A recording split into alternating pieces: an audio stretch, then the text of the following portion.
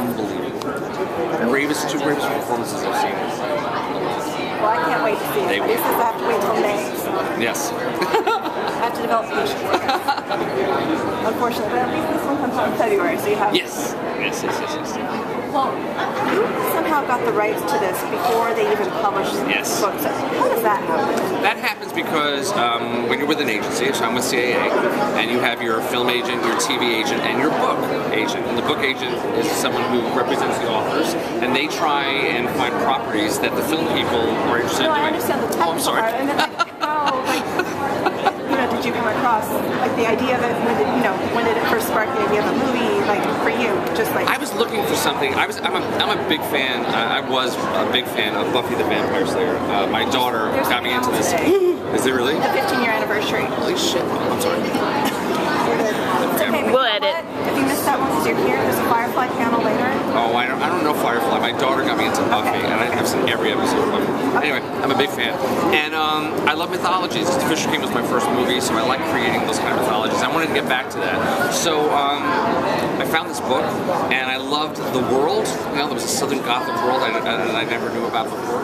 And I love the idea, the core idea of it, of a girl when she is 16 is going to be claimed for the light or the dark. And to me, like Buffy, it was this sort of metaphor for a bigger idea. It's like if you took the supernatural out of it, it would still work as a story. Okay, so for Buffy, it's like kind of a metaphor for high school and growing up, well, like the guy who, everything, like monster, Yes. The guy remember the episode when she slept with Angel and he turned into a monster? Yeah. That was the moment for me. It went like, wow, this is fantastic. Right, and it's everything that every girl fears, and it comes true. And then you exactly.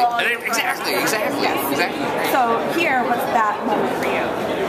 It's the moment when well, I can't tell you the whole story, but she's going to be claimed for the light or the dark, and it's this idea that at 16 you don't know what your true nature is. You don't really know who you are, and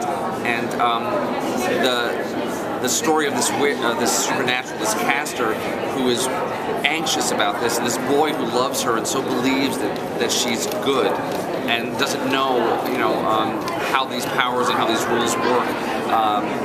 To me, that that just struck a chord in me because none of us know who we are until we grow up, and even then, and also the idea of separating from our inheritance,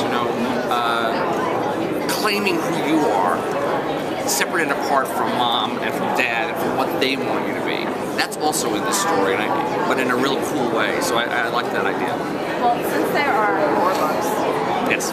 Are you thinking possible film series here, or do you want to, and if there is, do you want to dip in and out, or do you want to stay consistent, be the one kind of running? Well, I'll tell you the truth. God bless if that happens, it would be great. I haven't read the other books because I, as a writer, I wanted to make this story the best it could be, and I knew that if I were so responsible to where it was going, that I wouldn't be able to reinvent what I needed to make this story stay on its own. And yet it still will work as a series. But as you're not pulling a Chris Weitz Golden Compass. You're actually this could be a film on its own, or we can continue it if there is. It's just I'm getting a little tired of movies that we go and then at the end you're like, oh, well, if you really want to know what happens, come back. And I'm getting a little sick of that. So this movie could be on its own, or you could definitely continue the story with the rest of the books. Okay, but do you want to be the one helming though? Yeah, absolutely, absolutely. No, I've come to love the characters and my actors. I just feel like a fan. You're Buffy. This could be my Buffy. Well,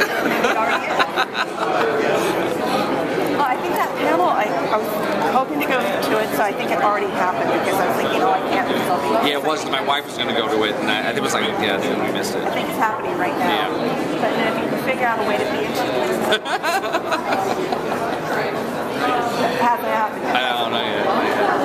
Do you feel like your role was a little bit more magical, though, doing this movie? To tell you the truth, I've always believed. Yeah? I mean, I believe there are people that have heightened senses, and that we're not really using all our brain power. And that's really all the supernaturals are, really. I mean, they're not immortal. They're like you and I. They just have this ability to. Okay, she's wrong. You got to go down the line. See, this is all right.